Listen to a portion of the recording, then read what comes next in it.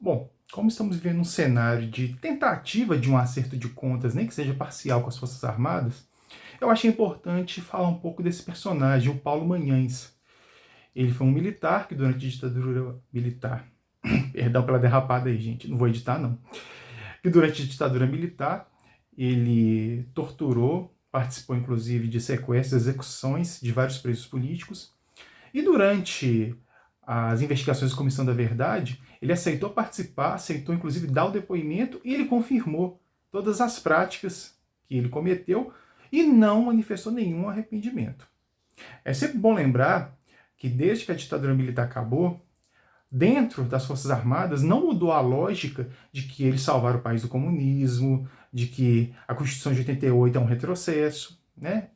É verdade, tá, gente? Vou até fazer um vídeo depois sobre isso. Na cabeça da cúpula do Exército, saúde, educação pública são retrocessos, entre outras coisas, né? Direito ao consumidor e por aí vai. Direito dos indígenas, né, de terem suas terras demarcadas, nem se fala. Né? Então, dentro da caserna, sempre houve uma defesa muito forte dos militares que governaram o país em 64 e 85 e das suas práticas criminosas de tortura e assassinato de opositores. Isso nunca acabou. O que aconteceu no pós-ditadura é que eles deram uma acalmada, né? Ficaram um pouquinho fora da política, e aí com a participação naquela absurda intervenção no Haiti, muitos, né, acharam que mereciam mais consideração, mereciam mais poder, e a gota d'água foi a instalação da Comissão da Verdade, que expôs os crimes cometidos por eles, embora não tenha punido ninguém, mas só de expor os crimes deploráveis que eles fizeram, deixou com raivinha a cúpula das Forças Armadas, né? Com destaque para a família Tchegoyen, que também vou fazer um vídeo sobre isso aqui num outro momento. Bom, então, esse depoimento da Comissão da Verdade que o Paulo Mañaes deu foi muito importante, por quê? É uma fonte oficial, é alguém que estava lá dentro, inclusive trabalhando na Casa da Morte, lá em Petrópolis, no Rio de Janeiro, né? Um centro de tortura, de estupro de mulheres, que funcionou a plenos vapores e que pelo menos 20 pessoas que entraram lá não saíram vivas. E ele esteve lá, ele atuou na Casa da Morte. Então foram revelações muito contundentes e que elas coincidiam com relatos de vítimas da ditadura e com provas materiais. Então um relato muito rico, né, apesar de nojento, mas muito rico sobre as práticas de tortura durante a ditadura. E o Paulo Mañaes, que deu esse relato, pouco tempo depois, pouco tempo mesmo, tá, gente? Um mês depois foi assassinado.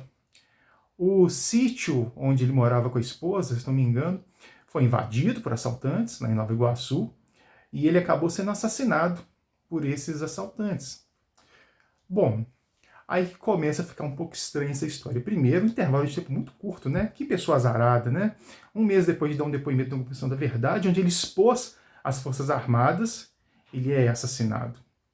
Mas não para aí, né? As situações esquisitas com a morte do Mañaes.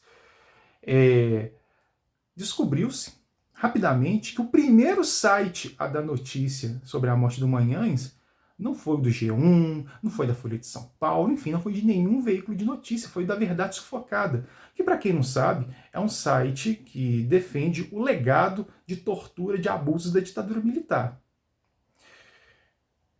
Acho que isso aí, por si só, já era mais do que suficiente para, né, fazer uma investigação muito detalhada do assassinato do Mañaes. Então, 31 minutos antes do primeiro veículo de imprensa dar notícia do assassinato do Mañaes, a Verdade Sufocada já tinha anunciado a morte dele. O outro ponto é que, durante as investigações, descobriu-se que o caseiro dele que estaria envolvido aí nesse assalto que acabou terminando em assassinato do Mañaes. Só que depois, esse caseiro negou a versão.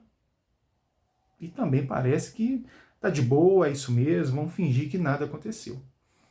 Então, o assassinato do Paulo Mañaes, uma pessoa desprezível, deplorável, mas que é bom lembrar, gente, no Brasil existe justiça e não existe pena de morte, então não era esse o destino que ele deveria receber, ainda mais por quais mãos que veio esse destino, né? Porque tem que ser muito ingênuo para acreditar que realmente ele foi vítima de um assalto, e nesse assalto um senhor já de idade avançada acabou sendo assassinado. Quem quiser acreditar nessa versão, fique à vontade, né?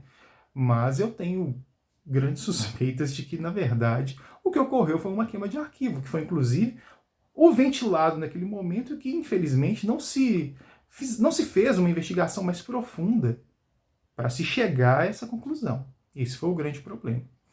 Então esse aí é mais uma capivara, mais um esqueleto com o qual as Forças Armadas têm que lidar, porque eu tenho certeza que, com o passar dos anos, a verdade sobre o caso Manhães ela vai aparecer, assim como de vários outros casos, né, que vêm sendo revelados, como o caso do Pazuello, por exemplo, que pediu autorização para o comandante das Forças Armadas ir lá em ato de campanha do Bolsonaro, né?